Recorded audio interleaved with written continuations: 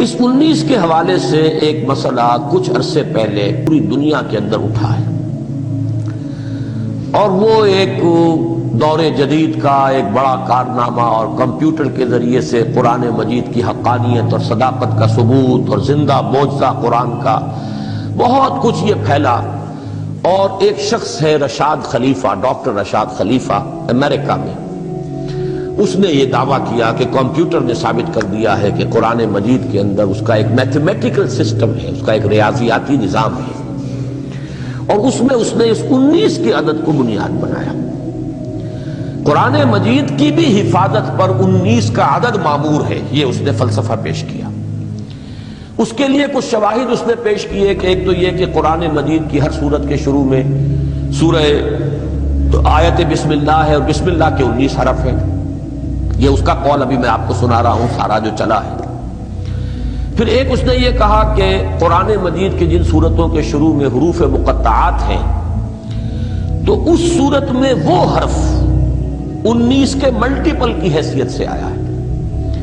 مثلا اس کی جو ایک دلیل یا ایک مثال جو بہت میرے لیے کنونسنگ تھی کہ سورہ قاف ہے، قاف والقرآن المجید بل عجبوا ان جاءهم منذر منهم فقال الكافرون هذا شيء عجیب۔ اس نے کہا اس میں حرف قاف سے یہ شروع ہوئی، اور قاف 57 مرتبہ آیا ہے، جو ملٹیپل ہے 19 کا، 19 دیے 57۔ اچھا، یہ ایک ایسے اتفاقی بات بھی ہو سکتی تھی، لیکن جو اس نے توجہ دلائی جو بہت کنونسنگ میرے لیے بھی ہوئی ایک دور میں، اور میں نے اس کا ذکر بھی کیا اپنے دروس میں، یقیناً میرے سابقہ دروس میں اس کا حوالہ ہوگا، وہ یہ کہ واقعہ یہ ہے کہ میں حیران رہ گیا سورہ قاف میں جب سابقہ رسولوں کا اور ان کی قوموں کا ذکر ہوا ہے، کذبت قبلہم قوم نوح واصحاب الرس وثمود وعاد وفرعون واخوان لوط واصحاب الایکۃ وقوم تبع کل کذب الرسل فحق وعید۔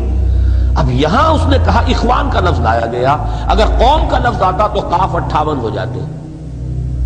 پورے قرآن مجید میں حضرت لوط جن کی طرف بھیجے گئے تھے ان کے لیے اخوان کا لفظ کہیں نہیں آیا، قوم کا لفظ آیا ہے۔ اس صورت میں وہاں قوم کے لفظ سے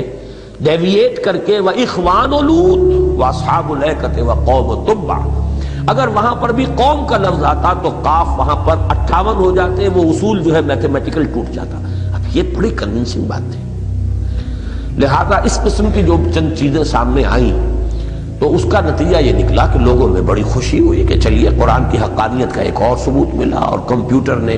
قرآن کی صداقت کو ایک اور پہلو سے نمایاں کر دیا۔ اس پر عام مسلمانوں کا، اور میں خود بھی ان میں شامل رہا، اگرچہ میں نے پوری بات اس کی نہیں مانی تھی اس وقت بھی۔ میں نے ہمیشہ یہ کہا اپنے دروس میں کہ کچھ جزوی حقیقت اس میں معلوم ہوتی ہے، جزوی حقیقت، کلی حقیقت نہیں، لیکن یہ کہ یہ مثال ایسی ہے کہ جو میرے لیے بھی بہت ہی کنونسنگ تھی۔ سورہ قاف میں نے گنتی کی، کئی دفعہ گنتی، اب آج بھی میں نے خاص طور پر جب مجھے، چونکہ میں نے آپ کو بتایا کہ یہ سلسلہ درس جو ہے اس میں اپنے سوچ کا آخری نچوڑ بیان کر رہا ہوں، پھر وقت آتا ہے کہ نہیں آتا، موقع ملتا ہے کہ نہیں ملتا، تو میں اگر کوئی خطا ہوئی ہے تو اس کی تصحیح بھی، اور اگر کوئی بات مزید مجھ پر منکشف ہوئی ہے تو میں اس کو پورے طور پر کھول کر اس وقت جو ہے اپنا وہ قرض زندگی کا جو ہے اتار رہا ہوں۔ تو اس میں بھی مجھے وہ بات کہنی تھی، اور میں نے شاید کہ میں ذرا ہمت کرتا تو درس شاید پچھلے جمعے بھی میں دے لیتا، پچھلے ہفتے بھی، لیکن مجھے وہ اپنی طبیعت کی خرابی کی وجہ سے اس معاملے میں جو تحقیق میں کرنا چاہتا تھا مزید اس کا وقت نہیں ملا تھا۔ میں نے 2 اپنے ساتھیوں کو آج لگایا کہ سورہ قاف کے قاف گنو، کیونکہ میں نے جب گنتی کی تو غلطی ہو جاتی ہے، اس میں کہیں کچھ بن رہا تھا، کبھی 52 کبھی 53۔ اچھا، اس میں یہ چکر بھی تھا کہ قاف جہاں تشدید کے ساتھ آیا ہے اسے 2 مانے یا 1 مانے، تو اس میں بھی کہیں میں نے دیکھا کہ وہ تو نہیں بن رہے 57 جیسا کہ اس نے کہا ہے، جس کی وجہ سے میں نے اتنی اہمیت دے دی تھی اس کو۔ لیکن آج میرے 2 ساتھیوں نے بڑی محنت کر کے پھر پوری طرح گنا ہے، تو گنتی کر کے قاف چاہے مشدد ہو اور چاہے بغیر تشدید کے ہو، اس کو 1 گنے تو واقعتاً 57 بنتے ہیں۔ And it's a bit convincing argument, یقیناً اس کے اندر ایک جو ہے وزن موجود ہے۔ باقی سب کا لمبا چوڑا ہم نے کوئی حساب کتاب نہیں بنایا ہے، لیکن یہ ہے کہ محض یہ بات بھی ظاہر کرتی ہے کہ کچھ نہ کچھ حقیقت اس میں ہے، اور اتنا ہی میں نے بیان کیا تھا، کبھی اس سے زیادہ میں نے اس کی بات کو بیان نہیں کیا۔ بعد میں کچھ خبریں آنی شروع ہوئی، یہ بات جس حد تک میں نے تائید کی تھی مجھ سے کہیں آگے بڑھ گئے شیخ احمد دیدات، وہ جو آج کل ویسٹرن ورلڈ میں تو بہت ہی معروف ہے، عیسائی پادریوں کے ساتھ مناظروں میں انہیں بہت کامیابیاں اللہ نے عطا فرمائی ہیں اور بڑا انہوں نے اس سلسلے میں بڑا قیمتی کام کیا ہے۔ اب چونکہ ان کا بھی موضوع یہ نہیں ہے، وہ تو ایک مناظر ہے، انہوں نے بھی اس مسئلے کو جب سامنے آیا انہوں نے بھی سمجھا کہ بہت اچھی بات سامنے آ گئی، انہوں نے اسے خوب پھیلایا، بہت زیادہ پھیلایا۔ میں تو اللہ کا شکر ہے کہ ریکارڈ پر یہ میں نے ہمیشہ یہ کہا کہ کوئی جزوی حقیقت معلوم ہوتی ہے، کچھ وزن اس میں ہے، باقی اس سے آگے کوئی اس کو ایڈوکیٹ کرنا یا اس کو پھیلانا یا اس کو بہت زیادہ اس کے بارے میں تیقن کا جو اظہار ہے وہ میں نے نہیں کیا۔ انہوں نے اسے بہت پھیلایا، قرآن مجید کی صداقت کے لیے اس کا خوب عام کیا، چرچا کیا، لیکن بعد میں جو خبریں آنی شروع ہوئی وہ بڑی تشویش کا موجب ہوئی۔ معلوم یہ ہوا کہ وہ شخص بہائی ہے،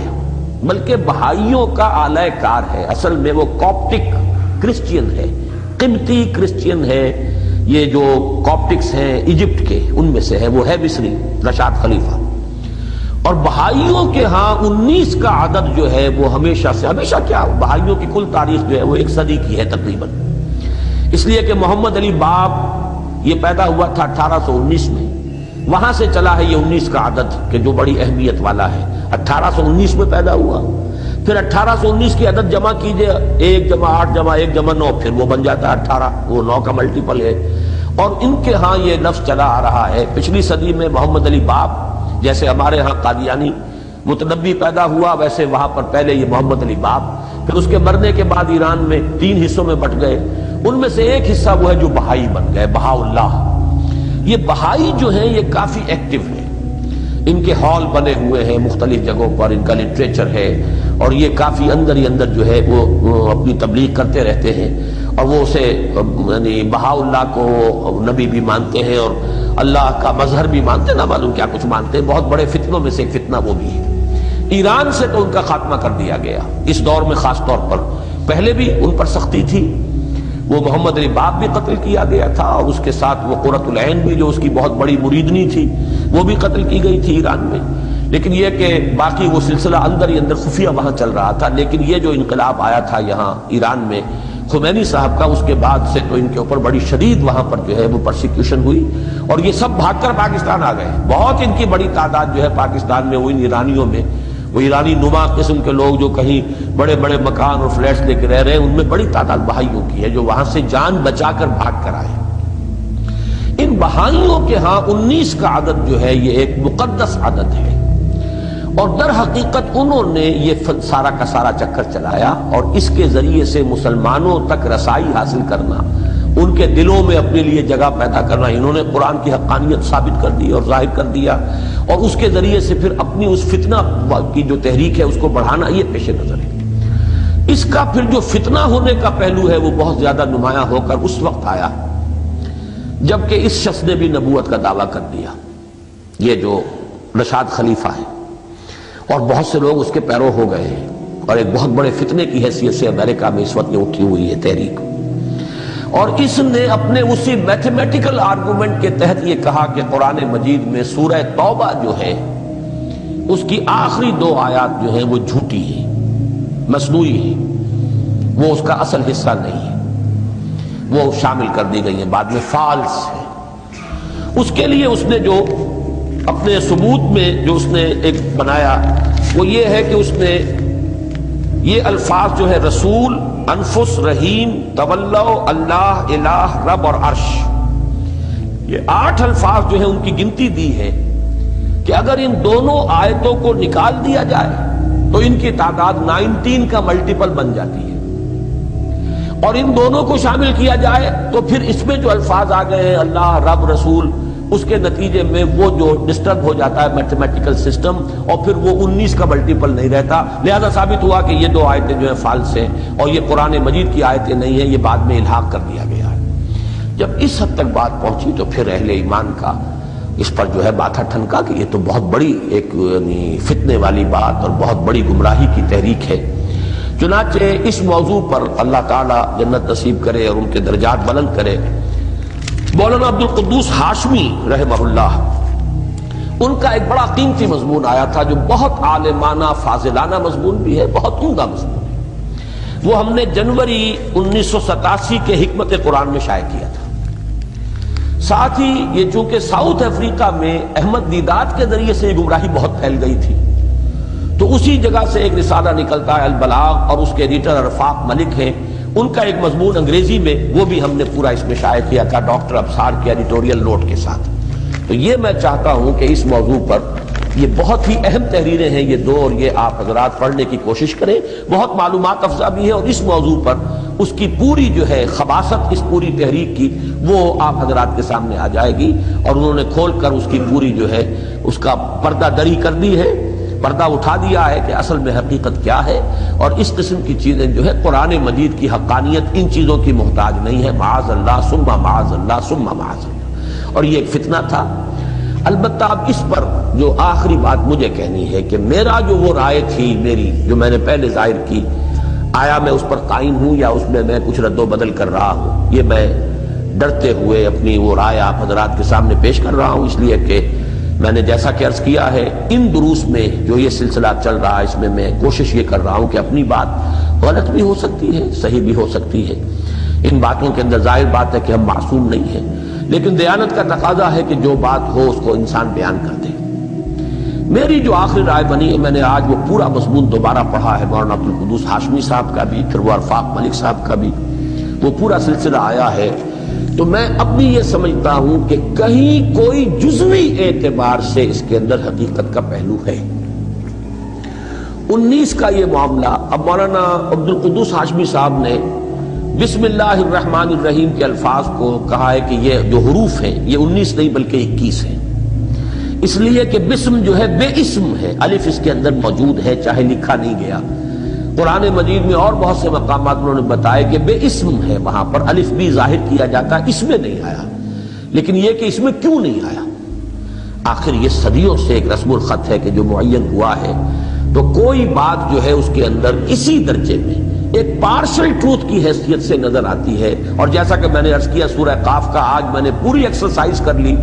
اور وہ بات ثابت ہوئی کہ واقعتاً 57 قاف بنتے ہیں، اور اگر کہیں قوم لوط ہوتا تو 58 ہو جاتے، لیکن اصل میں اس سے جو فتنہ بنا ہے میں چاہتا ہوں کہ اس کی حقیقت آپ کے سامنے واضح کر دوں۔ آج میں غور کرتا رہا، میرے سامنے ایک مثال آئی ہے، اس مثال کے حوالے سے وہ بات جو ہے پورے طور پر منکشف ہو جائے گی۔ جو حضرات فزکس سے کچھ بھی واقفیت رکھتے ہیں انہیں یہ معلوم ہے کہ نیوٹن کی فزکس اور نیوٹن کے لاز آف موشن جو آئنسٹائن کے اصولوں اور آئنسٹائن کے نظریے کے بعد تھیوری آف ریلیٹیوٹی کے بعد وہ معلوم ہو گیا کہ وہ 100% صحیح نہیں ہے، اس کے یہ معنی نہیں ہے کہ وہ بالکل ہی غلط ہے۔ ایک لمیٹڈ سکوپ میں وہ لاز آف موشن آج بھی ویلڈ ہیں اور چلتے ہیں، لیکن یہ کہ وہ ٹوٹل ٹروتھ نہیں ہے۔ آگے چل کر ایک براڈر پرسپیکٹو میں جب آئنسٹائن کا نظریہ جو ہے اضافیت کا وہ سامنے آیا تو معلوم ہوا کہ ایک لمٹ ہے ان کی، ایک لمٹ کی حد تک تو وہ ہولڈ کرتے ہیں، وہ صحیح ہے، لیکن یہ ہے کہ انہیں ٹوٹل ریئلٹی نہیں قرار دیا جا سکتا۔ اب ایک شکل تو یہ ہو سکتی تھی کہ نیوٹونین فزکس کو ماننے والے جہاں جہاں وہ سارے اصول غلط ثابت ہو رہے ہیں وہ کائنات کو غلط کہہ دیتے، کائنات غلط ہے، نیوٹن کے اصول صحیح ہے، یہ ہماری ایکویشنز جو ہے اس معاملے کے اندر نیوٹن کے اصول کے مطابق صحیح نہیں بیٹھ رہی، تو گویا کہ کائنات غلط ہے، نیوٹن کے اصول صحیح ہیں۔ یا یہ شکل پیدا ہوئی کہ غور و فکر کیا گیا کہ کوئی اور بھی پرنسپل معلوم ہوتا ہے، کوئی اور بھی بنیادی حقیقت ہے جو نیوٹن پر منکشف نہیں ہوئی تھی، این ایڈیشنل ٹروتھ جس کے لیے کہ سرچ کی جائے، تلاش کی جائے، تو وہ ایڈیشنل ٹروتھ ہے کہ جو تھیوری آف ریلیٹیوٹی کی شکل کے اندر سامنے آیا۔ معلوم ہوا کہ نیوٹن کے لاز بھی دے آر ویلڈ، لیکن وہ ایک لمیٹڈ سکوپ کے اندر ویلڈ ہے۔ البتہ ٹوٹل ریئلٹی کو وہ ایکسپلین نہیں کر سکتے، ٹوٹل ریئلٹی از کریکٹ، لیکن اس کو ایکسپلین کرنے کے لیے ایک نیو تھیوری آف ریلیٹیوٹی لانی پڑی۔ اسی کو سمجھیے، میں سمجھتا ہوں کہ یہ کوئی ایسی بات نہیں ہے انہونی بات، جیسے کہ سائنس کے بہت سے فینومینا ہیں جو جب قرآن مجید میں ریفر کیے گئے تو اس وقت صحابہ کرام انہیں نہیں سمجھ سکتے تھے، اس لیے کہ سائنس کی معلومات اس وقت اتنی تھی نہیں، جس میں کوئی حرج کی بات نہیں ہے۔ قرآن کتاب ہدایت ہے، ہدایت انہوں نے سمجھی اور پوری سمجھی، اور قرآن کا عملی پہلو محمد الرسول اللہ صلی اللہ علیہ وسلم نے اپنی پریکٹیکل ایگزامپل سے واضح کر دیا، اسی کو پکڑنا ہے۔ عضوا علیہ بالنواجذ، مضبوطی کے ساتھ، دانتوں کے ساتھ پکڑنا ہے۔ علیکم بسنتی و سنت الخلفاء الراشدین المہدیین۔ لیکن یہ ہے کہ قرآن مجید میں سائنٹیفک فینومینا کا جو تذکرہ ہے اس کے اعتبار سے وہ آیت ہمارے لیے رہنما رہے گی ہمیشہ کے لیے کہ سنوریہم آیاتنا فی الآفاق وفی انفسہم حتی یتبین لہم انہ الحق۔ اس اعتبار سے اگر مورس بکائی نے یہ کام کیا کہ کتاب لکھی کہ اب تک جتنی بھی سائنٹیفک انوینشنز ہوئی ہیں یا سائنٹیفک ڈسکوریز ہوئی ہیں، جو بھی حقائق دریافت ہوئے ہیں، ان میں سے کوئی چیز ایسی نہیں ہے جس نے جو قرآن مجید سے کہیں ٹکراتی ہو، تو یہ یقیناً ایک بات ہے سنوریہم آیاتنا فی الآفاق وفی انفسہم حتی یتبین لہم انہ الحق۔ ہم اس کو قدر کی نگاہ سے دیکھیں گے، ہم یہ نہیں کہیں گے کہ صاحب امام راضی نے تو یہ لکھا ہے، ہم یہ کیسے مان لیں؟ امام راضی آج سے 800 برس پہلے کے آدمی ہیں، اس وقت جو بھی معلومات تھی، فلکیات وغیرہ کا جو علم تھا، اسی کے حوالے سے وہ تفسیر کر سکتے تھے۔ قرآن مجید کے جو سائنٹیفک فینومینا کی تفسیر ہے اس میں ہم اپنے متقدمین کو نہیں پکڑیں گے، بلکہ جیسے جیسے بات آگے چل رہی ہے اس کو سمجھیں گے۔ البتہ قرآن کا عملی پہلو، اس میں بیک، باہر پیچھے جاؤ اور پیچھے ہٹو، یہاں تک کہ پہنچ جاؤ دور رسالت تک، ما انا علیہ و اصحابی، جس پر میرا اور میرے صحابہ کا عمل ہے اس پر پہنچ جائیے۔ تو عملی اعتبار سے جتنا پیچھے جا سکے پیچھے جائیے، لیکن فکری علمی اعتبار سے، سائنٹیفک فینومینا خاص طور پر، اس کے اعتبار سے آگے بڑھیں۔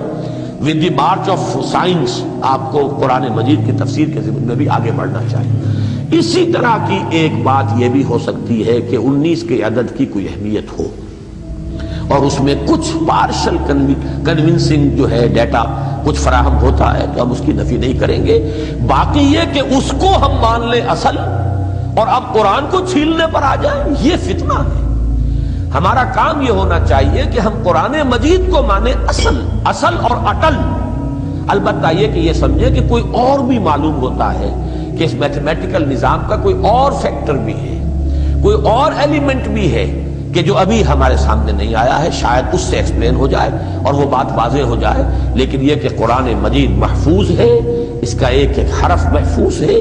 یہ قرآن مجید جیسا کہ محمد الرسول اللہ صلی اللہ علیہ وسلم نے امت کو دیا تھا ویسا ہی الحمدللہ ثم الحمدللہ ثم الحمدللہ آج ہمارے پاس موجود ہے۔ یہ ہے ہمارا یقین، یہ ہے ہمارا ایمان۔ اس میں ذرا تزلزل ہو جائے تو ایمان بھی ختم ہو جاتا ہے، اسلام کی بنیاد ڈھہ جاتی ہے۔ اصل یہ ہے، اصل کوئی میتھمیٹکس نہیں ہے، اصل کوئی سائنس نہیں ہے، وہ تو اصل تو یہ ہے، جیسا کہ میں نے بارہا کہا کہ 7 سماوات کی ابھی ہمیں خبر نہیں ہے۔ اللہ خیر صلی آگے چلیں گے، بات کھل جائے گی۔ ہمیں یقین ہے کہ بات جب کھلے گی تو واضح ہوگا یہ تھی وہ بات۔ کوئی نہ کوئی 7 کا فینومینن آئے گا کہ ظاہر ہو جائے گا کہ قرآن مجید نے 7 سماوات اس لیے کہا تھا۔ اس طرح میں نے کہا 19 کے عدد کی کوئی حقیقت کھلے گی، یقیناً اہل کتاب کے ہاں بھی کہیں اس کا تذکرہ ملے گا، لیکن اس کے لیے بڑی تحقیق کی ضرورت ہے۔ اب تمام ان کا لٹریچر آدمی کھنگال جائے اور بہت سی چیزیں ان میں سے اب ناپید بھی ہیں، ملتی بھی نہیں ہیں، لیکن قرآن بتا رہا ہے لِيَسْتَيْقِنَ الَّذِينَ أُوتُوا الْكِتَابَ وَيَزْدَادَ الَّذِينَ آمَنُوا إِيمَانًا وَلَا يَرْتَابَ الَّذِينَ أُوتُوا الْكِتَابَ وَالْمُؤْمِنُونَ۔ تو معلوم ہوتا ہے کہ کوئی نہ کوئی سابق میں اس کا تذکرہ موجود تھا۔ اور اگر 19 کے عدد کا کوئی تعلق جو ہے قرآن مجید کی کوئی ریاضیاتی کوئی اگر ہے، اس کا کوئی بلو پرنٹ، تو وہ بھی کوئی ایسی بات نہیں ہے کہ جس کو ہم اس بنیاد پر رد کر دیں کہ یہ پہلے لوگوں کو معلوم نہیں تھا، کوئی بات نہیں۔ نظم قرآن کے ضمن میں ہم مانتے ہیں مولانا فراہی رحمۃ اللہ علیہ اور پھر مولانا اصلاحی صاحب نے جو پیش قدمی کی ہے، ہم سمجھتے ہیں بڑی کنٹریبیوشن ہے۔ قرآن مجید کے یہ 7 گروپ، مکی مدنی مکی مدنی مکی مدنی، اس کا کہیں ذکر آپ کو نہیں ملے گا جو ہمارے متقدمین ہیں، یا یہ کہ خود فراہی اور مولانا اصلاحی سے پہلے اس کا ذکر کہیں نہیں ملے گا۔ یہ کیا وجہ ہے کہ قرآن مجید میں انٹرسپرسڈ کر دی گئی ہیں مکی اور مدنی صورتیں؟ یہ بھی تو ہو سکتا تھا ترتیب نزولی سے قرآن ہوتا، چلیے پوری ترتیب نہ ہوتی، پہلے ساری مکی ہو جاتی پھر ساری مدنی ہو جاتی، چلیے اگر مدنی پہلے لانی تھی پہلے ساری مدنی ہو جاتی پھر ساری مکی ہو جاتی۔ نہیں، کوئی حکمت ہے اس میں، اور اس کو اگر آج مولانا فراہی کے مکتب فکر کے ذریعے سے یہ بات لوگوں نے جانی ہے تو ٹھیک ہے، جو بھی حق ہے اس کو ہم قبول کریں گے کہ واقعی بات معلوم ہوتی ہے کہ یہ 7 گروپ ہیں، ہر گروپ کا ایک عمود ہے، ایک مرکزی مضمون ہے، ایک جیسے تصویر کے 2 رخ ہوتے ہیں، اسی مضمون کا ایک رخ اس گروپ کی مکی صورتوں میں آیا ہے اور اسی مضمون کا دوسرا رخ اسی گروپ کی مدنی صورتوں میں آیا ہے۔ ہر گروپ کا ایک عمود، پھر ہر صورت کا ایک عمود، یہ یقیناً ایک نظام ہے، اور یہ نظام جو ہے نہ امام راضی کے علم میں تھا، نہ امام زمخشری کے علم میں تھا، تو اس میں کوئی حرج نہیں ہے۔ قرآن مجید کے بارے میں جب حضور نے یہ فرمایا کہ یہ اس کے عجائب جو ہیں وہ کبھی ختم نہیں ہوں گے، لا تنقضی عجائبہ ولا یشبع من العلماء ولا یخلق عن کثرت الرد. تو یہ بات جو میں کہہ رہا ہوں کہ میں الحمدللہ کہ اس وقت بھی میں نے کوئی حد سے زیادہ اعتدال سے بڑھ کر اس نظریے کی تائید نہیں کی تھی، لیکن یہ کہ ایک جزو کی حد تک میں سمجھتا ہوں کہ اس میں کوئی حقیقت ہے، لیکن معاذ اللہ ثم معاذ اللہ اسے اصل مان لینا، اس جو جس کو ہم کہتے ہیں اصول موضوعہ، اور پھر اس کے اوپر قرآن مجید کو چھاننا پھٹکنا اور اس کی کچھ کمی بیشی کا ثبوت، تو یہ میں سمجھتا ہوں بہت بڑا فتنہ. اور اسی کے ساتھ میں آپ کو یاد دلاتا ہوں کہ میں نے ہمیشہ ایک بات آپ سے کہی ہے، وہ یہ ہے کہ بڑے سے بڑا باطل بھی مجبور ہے، محتاج ہے اس کا کہ حق کے کسی ایلیمنٹ کو لے کر اپنے آپ کو کھڑا کرے. باطل محض کہیں نہیں ہو سکتا، بڑے سے بڑے باطل کو بھی ضرورت ہے حق کے کسی ایلیمنٹ کی ٹو سٹینڈ. باطل کی تو ریڑھ کی ہڈی ہے ہی نہیں، بلکہ اصل معنی میں تو باطل کا وجود ہی نہیں، باطل کا کوئی وجود نہیں. اسے اپنے وجود کے لیے حق کا کوئی ایلیمنٹ درکار ہوتا ہے،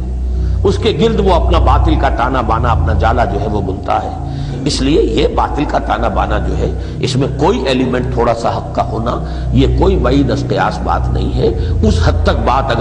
اگر دو چار شواہد بھی ایسے ہوں، اگر گنتی کرنا آسان نہیں ہے، اس نے تو وہ دعوے کے ساتھ کہا ہے کہ یہ جو صورتیں ہیں جن کے شروع میں یہ آئے ہیں حروف، ان میں سے بعض مثلاً سورہ اعراف، اب اس میں جو حروف آئے ہیں صاد وغیرہ، الف لام میم صاد، اس نے ثابت کیا ہے. اب گنتی کرے کوئی، تو اگر ایسی کوئی چیز ہو تو میں نہیں سمجھتا. میں نے حروف مقطعات ہی کے ضمن میں یہ بات پہلے بیان کی تھی کہ یہ بھی کوئی ایک جزوی حقیقت ہو سکتی ہے، لیکن معاذ اللہ ثم معاذ اللہ اسے ایسی کلی حقیقت مان لینا کہ اس پر اب ہم قرآن مجید کے بارے میں فیصلے کرنے لگے، یہ بہت بڑا فتنہ ہے. اللہ تعالیٰ دنیا کو اس سے اپنے حفظ و امان میں رکھے. اور اب تو ظاہر بات ہے کہ اس کا فتنہ ہونا بھی نمایاں ہو چکا. چنانچہ شیخ احمد دیدات کی طرف سے بھی اپنی بات کی، پھر انہوں نے اس پر رجوع کیا اور پھر اس کو بڑے وضاحت کے ساتھ شائع کرایا گیا ہے کہ مجھے اندازہ نہیں تھا، یہ شخص تو بہت بڑا فتنہ نکلا ہے اور بہت بڑی گمراہی جو ہے اس کے ذریعے سے پھیل رہی ہے. لیکن یہ کہ الحمدللہ میں پھر عرض کر رہا ہوں میں اس حد تک نہیں گیا تھا. اور آج بھی جو میں کہہ رہا ہوں وہ یہ ہے کہ کسی درجے میں کوئی جزوی طور پر کوئی میتھمیٹیکل نظام قرآن کا ہونا یہ کوئی بعید از قیاس بات نہیں ہے، لیکن یہ کہ اس کو ہمیں مزید تلاش کرنا ہوگا. اس کی حقیقت قرآن کو ما بین الضفتین اپنی جگہ پر الحق مانتے ہوئے پھر یہ کہ مزید تحقیق کریں تو شاید اس کا کوئی اور فیکٹر ایسا سامنے آ جائے کہ جس سے وہ نظام جو ہے پورے طور پر وہ واضح بھی ہو جائے، اس کی پوری ایکسپلینیشن بھی ہو جائے، اور یہ کہ قرآن کے اوپر کوئی حرف نہ آئے. معاذ اللہ ثم معاذ اللہ ثم معاذ اللہ.